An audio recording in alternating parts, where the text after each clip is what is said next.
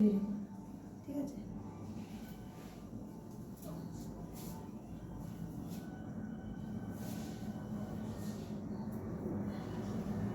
তো first of all বলবো এত সুন্দর একটা ড্রেস আমাকে বানিয়ে দেওয়ার জন্য সাগিরদাকে অনেক অনেক ধন্যবাদ।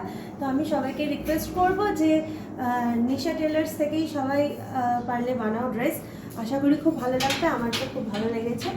তো থ্যাংক ইউ সাগিরদা, অ্যান্ড তোমার টেলারিংয়ের সকল দাদাকে জানাই থ্যাংক ইউ।